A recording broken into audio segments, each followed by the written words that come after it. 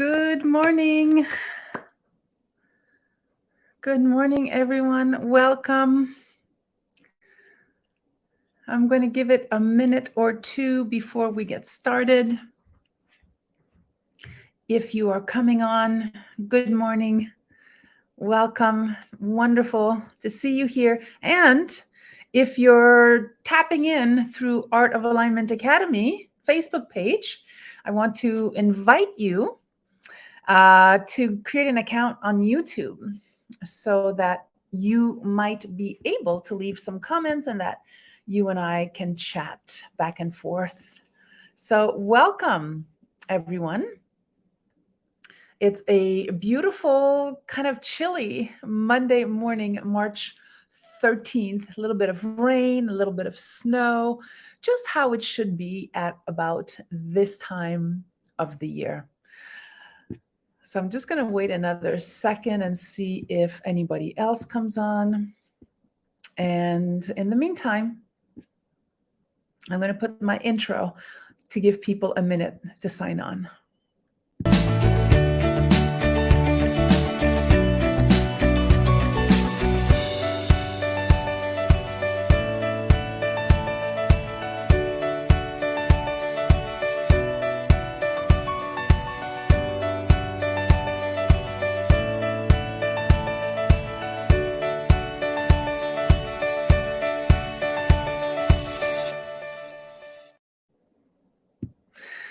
Awesome. Good morning. Welcome. If you are here and you created an account on YouTube, please say hello in the comments. I would love to know who's here, who's with me. And of course, if you're here live with me, you get to share, you get to make it an interactive class so that you and I can talk about today's topic. And today's topic, of course, is about women, cancer, and mind-body alignment. And this is Women's Month, isn't it? This is our annual, there's also International Women's Day, but also the whole month of March is about women. And I thought that it might be important to really focus on talking about topics that are really specifically related to women, especially that over the years in my practice, I have seen so many more women being diagnosed with cancer, breast cancer in particular, but also cervical cancer, different kinds of blood cancer types, which are rare and difficult to diagnose. And for some of them, I am still working with them today after years of diagnoses. And so they're moving along. A lot of them actually, I'm thinking about one client right now who has been diagnosed with a very rare form of blood cancer. And she is moving through her life and having no significant symptoms. Yes, she does receive some regular radiation chemotherapy, and she has medication that she's on. And she has been with me for many, many, many years. This, I guess, arose a few years ago, and somehow she's moving through her life with ease, that there is no significant slowing her down based on this diagnosis. That's one case. That's one example. Other patients and clients that I've worked with were not as fortunate. Some of them who had breast cancer, had mastectomies, double mastectomies, had different types of reconstructive surgery done. And a lot of them who came to work with me, especially around breast cancer, and if they had mastectomies and so forth, was because when this part of your body is removed, and if there are implants put in or reconstructive surgery, all of a sudden the tissue all around the breast area can become very thick and loses its elasticity. So for a lot of these women, it became very difficult to lift up their arms. They didn't have that same range of motion around their shoulders, armpits, pectoralis area. And even around their abdomen, there was something that felt constricted. And so, in the type of work that I do, well, of course, I help to create more movement, right? Manual therapy, structural integration is all about assisting you in creating more hydration in your tissue so that you might open up more easily. And that very thick tissue, connective tissue, they're also called adhesions, are treated manually with touch and with very specific ways of working around the muscle, bone, and tissue to assist in hydrating it so that you can gain full range of motion again. And that has happened several times over the years in my practice, and women really do heal completely and get full range of motion. So that's one part that I have personal experience with. And so, hi everyone, welcome. Nice to see you. Please be sure to sign in or say hello in the comments so that I'm there with you. And as we move along, if you have any questions or comments, please feel free to share, because this is interactive. We have an opportunity where we can communicate with one another. So, specifically, what I wanted to really focus with you today are some of these diagnoses that some of these women received where it wasn't for a short amount of time. It was more about them having a cancer diagnosis that really was an end of life conversation. And so no one wants to receive such news, obviously. It's very difficult. And one of the things that I want to discuss with you today is for those of you who are here with me today who might have gone through it, you might still be going through it, you might be living with a diagnosis of cancer, some of you might be in remission, but for others, it's an end of life diagnosis.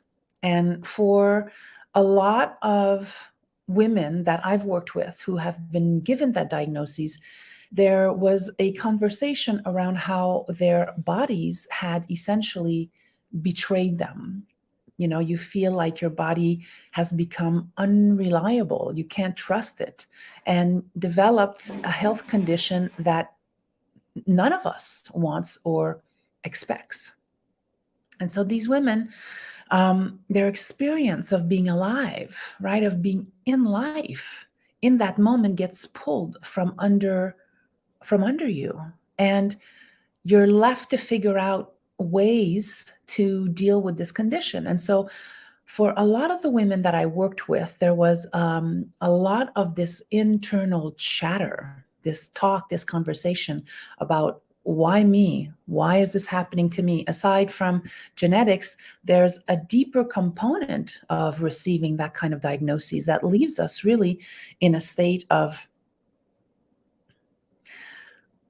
what do I do now?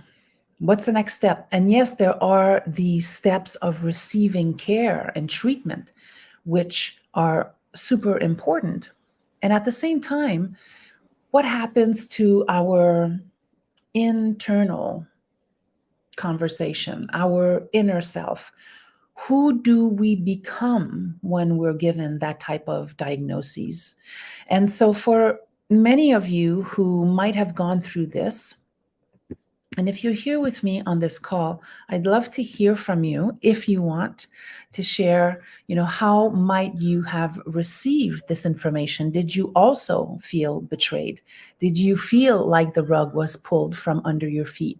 And how might you have moved forward when you receive the diagnoses? So if you want, I just want to invite you to share, because it's helpful. And also we can talk about these things together, because when we're in community and we get to share about these things, there is a component of healing that occurs. And that's the basis for this work that I do, for these talks that I'm offering, is to really for us to come together in community to support one another. And sometimes we'll share and sometimes we don't. But whatever it is, we're here together knowing when we hear of other people's suffering or experiences, even if we don't partake in the conversation, it is healing for us. There's a space where we receive this type of information, and somehow we don't feel so alone. Somehow we feel that we're connected to others, even in our suffering. And that's a really important component of healing. So it's good to be able to be on our own and to process things on our own. And I have to tell you, I have never experienced a healing more significant than when we are together, when we are in a community such as this one and sharing with one another. So I want to talk a little bit about what happens in my experience, what I've noticed when we are given this diagnosis of cancer, whether it's a cancer that we can deal with moving through our lives, or if it's an end of life diagnosis.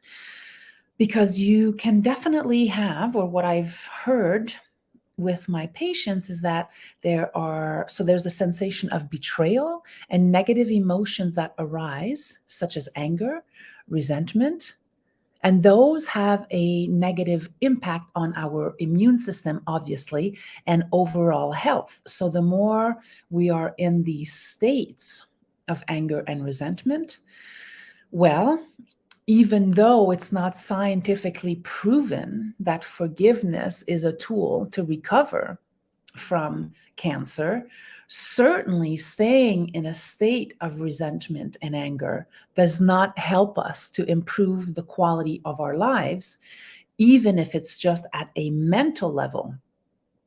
And this is really what I want to talk with you about today in my experience.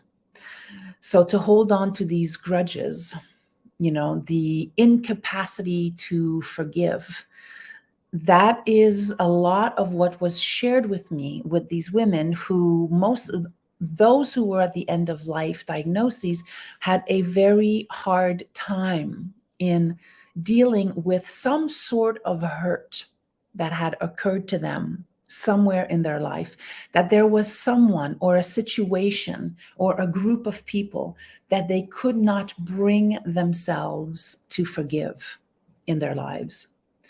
And I get it. Forgiveness is a really complex issue.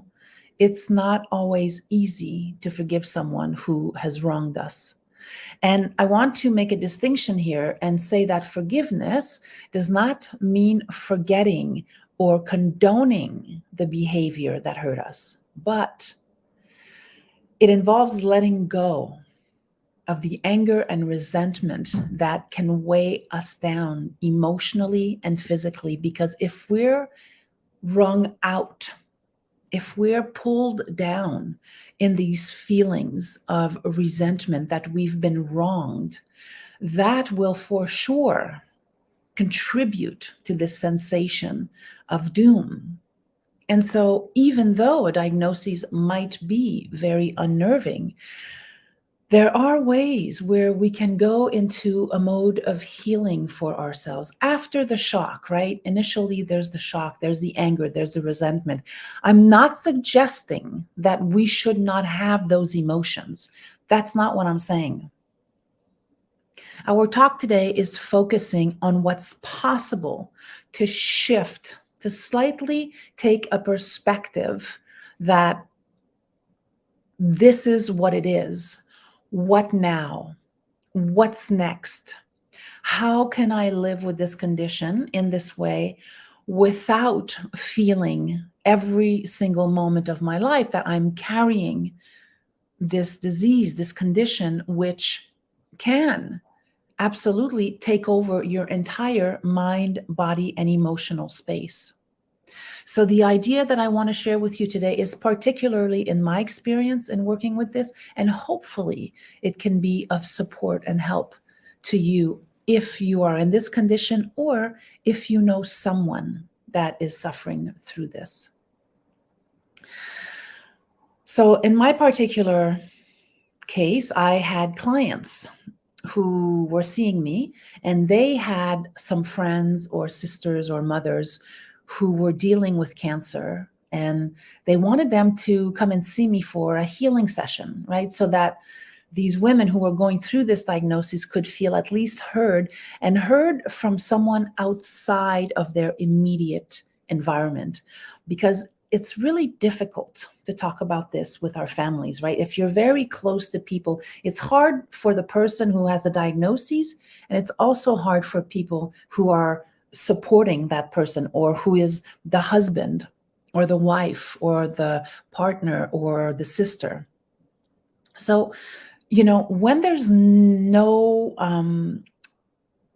skin in the game, in the sense that if you're speaking to me, if you come in and you have an appointment with someone, if you find support with someone that is not related to you, that is a professional, that is a practitioner, that is in the healing arts, that can support you, that is one of the most effective ways that you can go seek support, because it's someone that's not related to you. So you can really have a space where you feel safe and comfortable to express what you're really feeling. You don't have to hold back in those circumstances. You can really speak out loud about what's happening for you. And so expressing feelings is difficult, isn't it?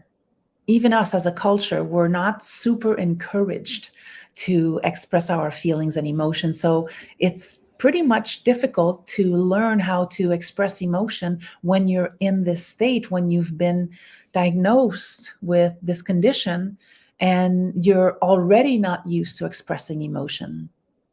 In my practice, I've spent many, many years listening for clues and cues from people's bodies through touch, through alignment, where in my work, I really develop a sensitivity, a subtlety in listening to what's going on in people's bodies, so that the body itself can express its own trauma, its own fear, or its own pain.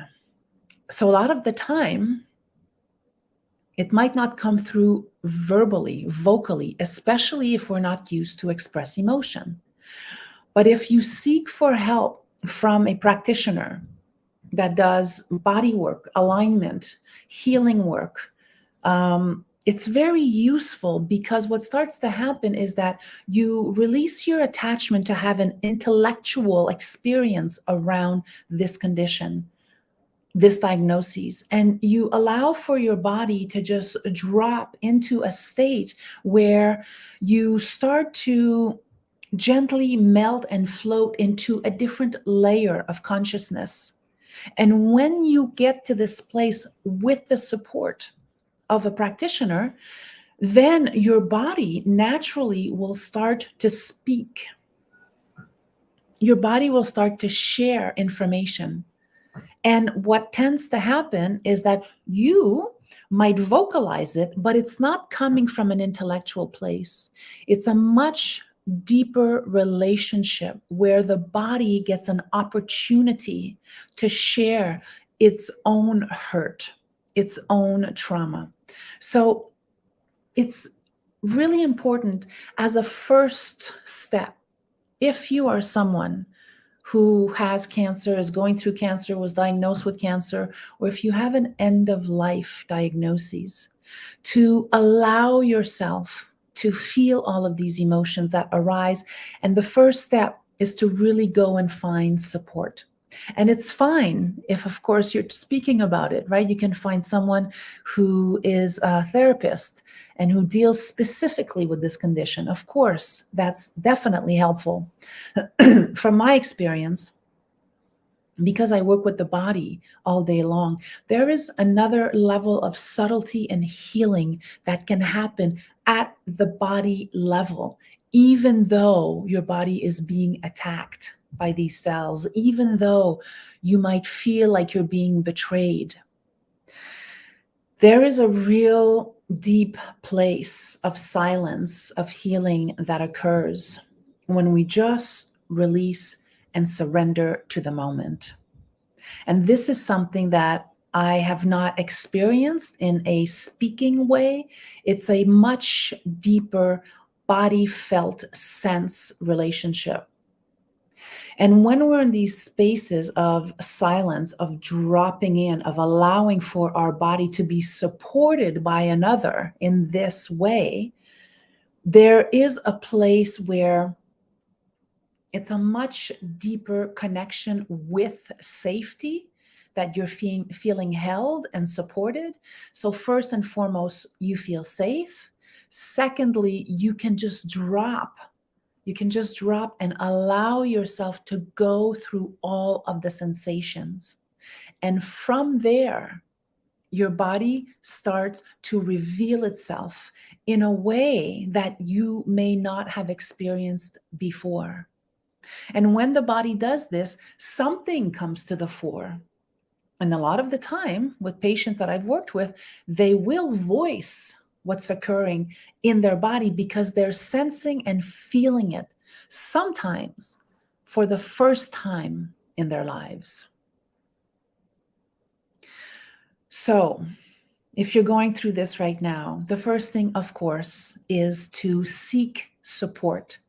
And I want to encourage you to seek support from a mind-body alignment therapist, someone who is trained in the art of listening to the body specifically. So here's what I've discovered over the years working with women who have had cancer. In any way, on any form, it's a traumatic diagnosis, right? And so what I've heard, what I know, what I've experienced is that pain plus resistance equals suffering. Pain plus resistance equals suffering. And I've learned this because of all of the people who trusted me to hold space and care for their loved ones when they were given this type of diagnoses. And because of them, their loved ones were able, a lot of them were able to express their emotions, to allow for this experience of release in their bodies. Because I was in a space of holding them, holding space with compassion and love. I was not reactive. I did not react to what was occurring for them. And that's where the point of safety occurs. So when you're not resistant, there is a place where the healing can occur. But as long as we're holding it all together, you've heard that expression, right? We're going to hold it all together. As long as you're keeping on a good face and you're holding it all together, and it's just going to pass and it's just going to pass. And that's okay to be positive. There's a difference, however, between being positive and between being able to look at this as an opportunity to go deeper within the self, to truly process emotions that might still be in the body. And when these women did this with me, they had a new vision, a new view, a possibility for a new life in that moment. And one of the things that I explored with these patients was something that I learned from the author Frank Osasteski, who is the author of The 5 Invitations. And if you've been with me for some time, I've spoken about this book many times. And in this book, it's derived from Buddhist teachings. And in many Buddhist teachings, one of the ways that we're invited to be in the world is by bringing our whole entire selves to the present moment, right? So mindfulness practice is rife with this philosophy. In order to live your best life and truest life, we are always encouraged and invited to be in the present moment. So with these women that I worked with, similarly bringing their whole selves to the experience of living through cancer was a revelatory experience, because it has the power to shift your experience from victim into someone who succeeds at moving through the hurdles and obstacles of their lives. So you can see that that's a very different perspective. And in particular, when we have this diagnosis, and it's not just with cancer, but in particular with this. There is a place where these women were coming to me not to help them cure their cancer, but effectively to assist them in processing fear, anger, and even hatred at times. Hi there. I just taking a moment to look in the comments. Oh, hi. Yes, Elise is here. Thanks so much for being here, Elise. Thank you for being here. Anybody else who has jumped onto YouTube and you want to leave a comment, it's super great and helpful for me to know who's here. Thank you so much for being here.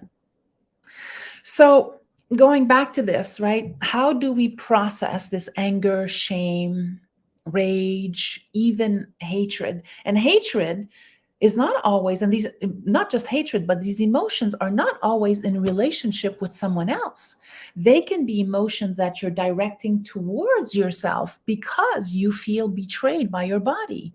So this process of gently, compassionately finding the right support to help you process these emotions, whether they are towards someone else or yourself, is really fundamental if you're going to decide to live your life in the present moment. And you know, this whole idea of living mindfully and in the present moment, it's for all of us. It's all the time. And it's one of the reasons why I love it so much, because at the end of the day, there's nothing more than the importance of being here now and being in touch with what's going on with our bodies. Because when we do so, we can express ourselves effectively without the blame, shame perspective. Even if you blame and shame your body for being diagnosed with cancer, it doesn't really help, does it? So the idea that we're moving into here and finding this type of support, first and foremost, is to really move into a level of forgiveness for the self, to forgive ourselves, because that's the most important place. That's the most important point from which to start. And when I've worked with these patients, and I still do today, you know, the one thing that is true for everyone is that no one wants to live or die with a heavy heart filled with rage and regret. You know, we want to go with ease. We want to be in serenity and certainly without resentment. We don't want to hold on to this. But the truth is that sometimes our bodies can harden when they hear this news. Our bodies can harden into a chronic state of defense. And that leaves us feeling abused and isolated. And when our bodies feel unreliable to us, this, of course, affects how we see and feel about ourselves. So, how do we release resentment and regret from our bodies when we are in this situation? I want to share some of the ways that I learned in working with women who were diagnosed with cancer. And, you know, I have to tell you, for me personally, it's really a very spiritual journey. That's how I have experienced it. Because anytime that we are given some sort of diagnosis that threatens our very existence, our life, somehow we go deeper within. We go on a deeper layer of inner contemplation. Life has changed in an instant. And for me, the perspective of spiritual connection with my clients and patients was extremely helpful, because when they came to me seeking support, there was already a space of safety. There was already love in the room. And, you know, love is a spiritual experience. To be able to tap into the emotion of love is something that is immediately healing. And I know that all of you who are here have experienced that. We all know that love is a healing experience, that it is a tool to help us move beyond any type of anger, resentment, or shame.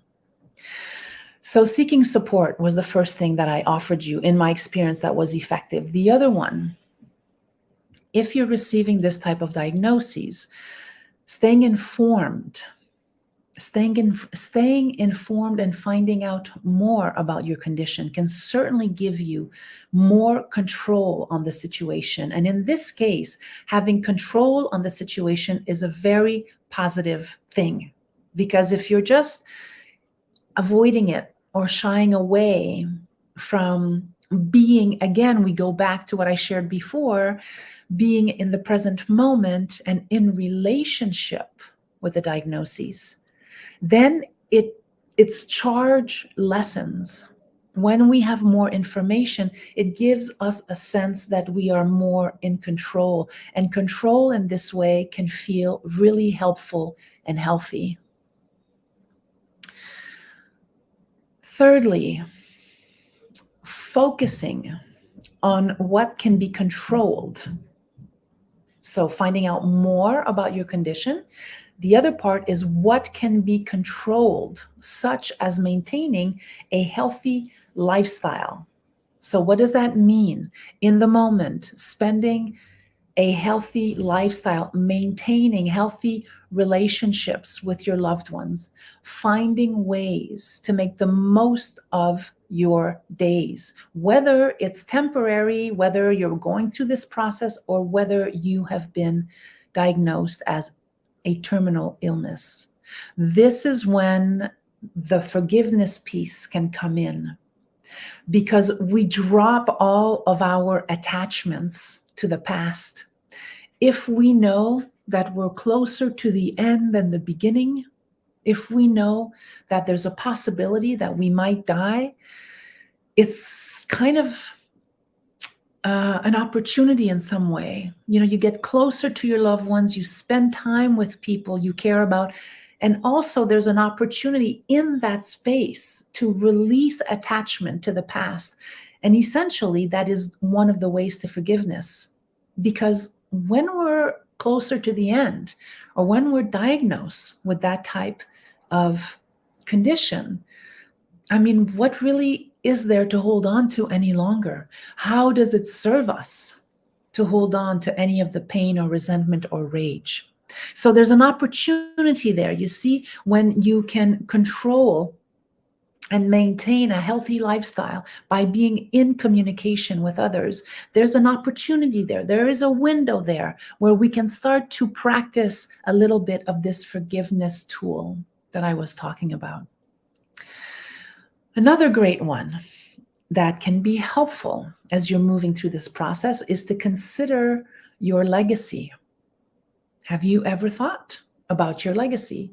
And how can your legacy help those affected by cancer? How can your legacy, your experience, assist others that are affected by cancer? Maybe focus on what's important in this process that you're moving through, and how can it give others a sense of purpose and support.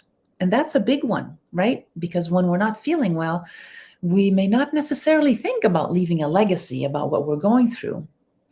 But can you see that there's a possibility where it could be very helpful for others to hear about your story, your legacy, your experience with this? And it's also another way to take the focus off of us and to shine the light outwards, perhaps on assisting another in moving through a very similar diagnosis. We talked about forgiveness, and finally, I want to share with you this capacity to befriend, to surrender, and to accept. Befriend, surrender, and accept. And that's not easy to do. And it's possible to do. And so when I worked with these women in my office, that was one of the biggest components, is to start to have a conversation of befriending the condition, of befriending your body in a way that you might have never done before. And of course, some of the tools that can help you in befriending your body is to write about it. You can write to your actual cancer. You can have a conversation in this way. You write to your disease. You write to your cells.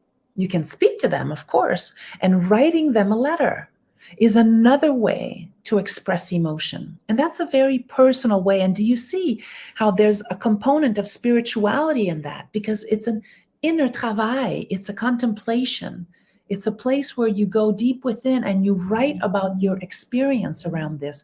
And that alone can be very healing. And there's that relationship to befriending it. Who wants to befriend and accept cancer? Well, nobody, except that what I've seen is that with my clients and with the patients that I've worked with, and some of them for an extended amount of time, there was a way where the healing did occur. It did arise. They did shift.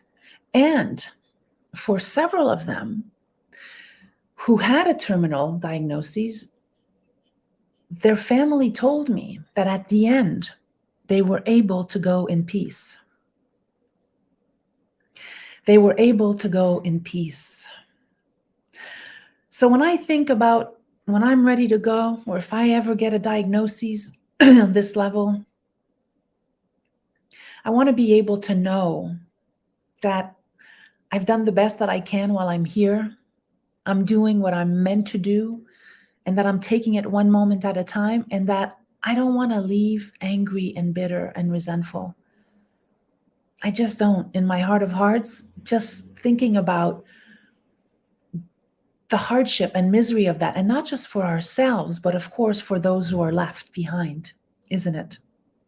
So I want you to consider these possibilities. If you yourself are going through it, or if you have someone in your life that is going through it, how might you, in a way, surrender?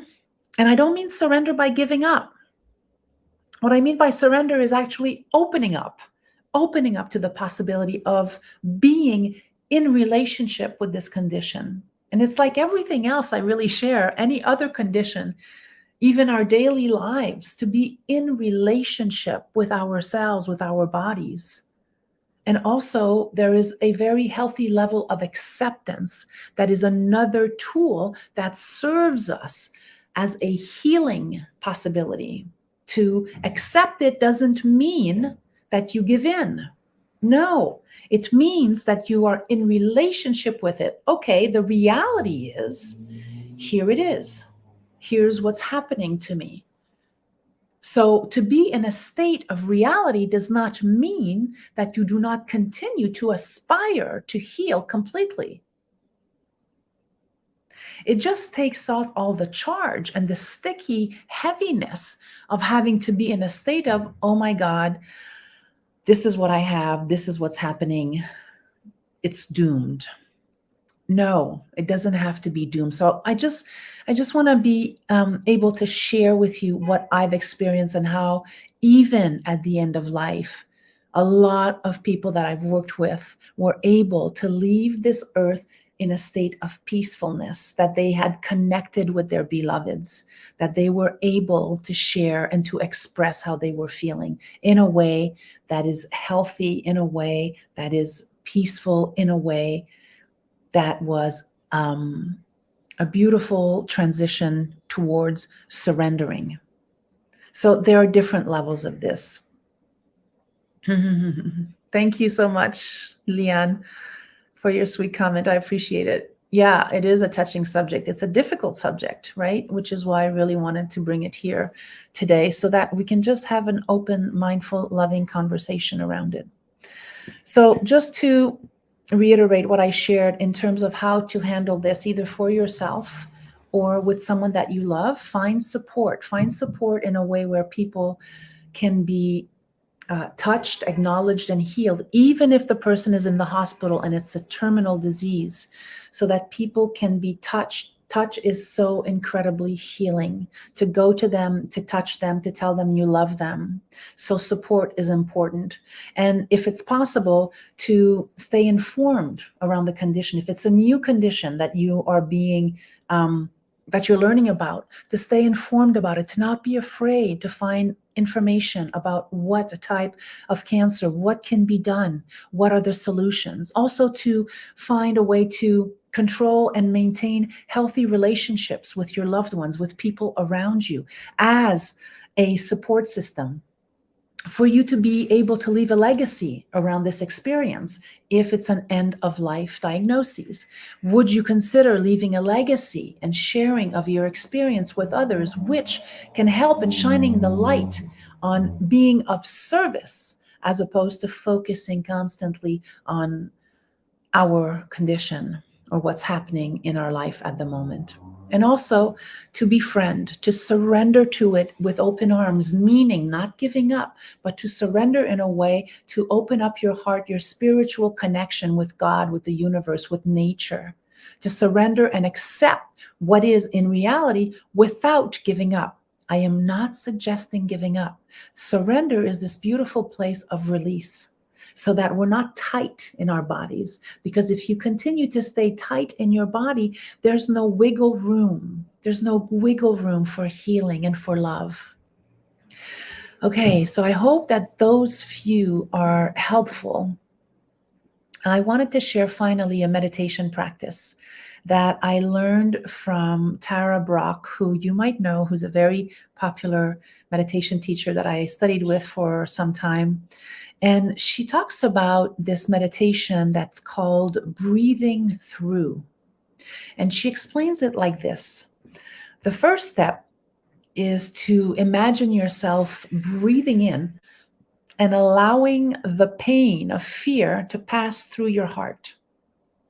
So first, you imagine yourself breathing in and allowing the pain of fear or discomfort to pass through your heart. So allow for the emotion to move and pass through your heart. As you do, allow yourself to experience how fear feels in your body. So it's important here to mention not to augment the sensation of fear, but to simply experience how fear feels as it's moving through your body.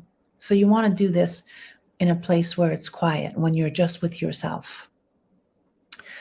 There might be a squeezing or a soreness, a tightness, or a quickening of your heartbeat as fear is moving through your body. So notice that.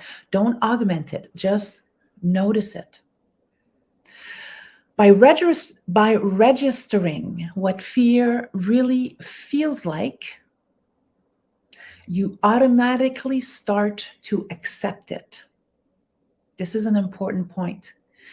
By registering, by being in relationship to how fear feels in your body, there's an automatic acceptance of the feeling. So remember, we're not augmenting it. We're just being present with the sensation of what it feels like. And in the acknowledgement of the feeling, there is acceptance in it. And here, you might gently say, yes, befriending your experience. Not in acceptance of, I have this disease and it's bad. It's a yes to befriending the experience. So you accept it because it happens as the fear moves through your heart. You're registering it right in that moment. There's a level of acceptance because you're feeling it. And then the next step would be to say, yes, I feel you, as an action of acceptance of your personal experience. Then she says, as you exhale,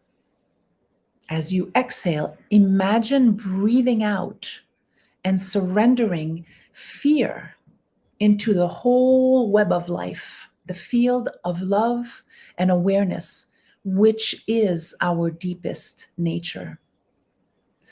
So first you process it and then you exhale it out.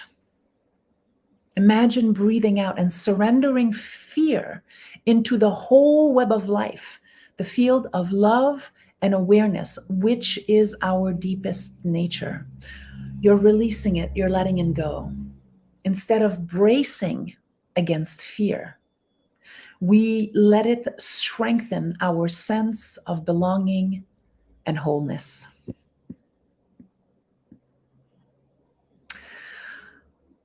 So I hope that this is helpful to you.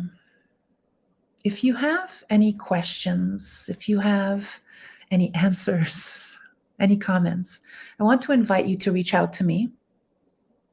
You can reach out to me easily via my website. You can reach out to me here. You can leave a comment on YouTube. And if you're not subscribed to my channel yet, I invite you to subscribe if this is of interest to you, if you feel that this is helpful. And I want to invite you, if you have any questions around the topic of mind-body alignment, if you're curious about this type of work that I offer and do, if you're in that particular condition, you don't have to be in the same city as I am. We can definitely have a conversation over the phone, and I also offer treatments via Zoom.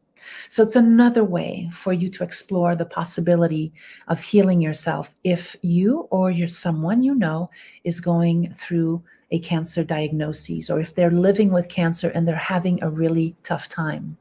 Know that there are options out there. And in addition to that, I offer complimentary 30-minute consultations. So you can just pick up the phone, make an appointment, and we can talk for a half hour. You can share what your concerns or questions are, and I'm happy to support you on your path in this way.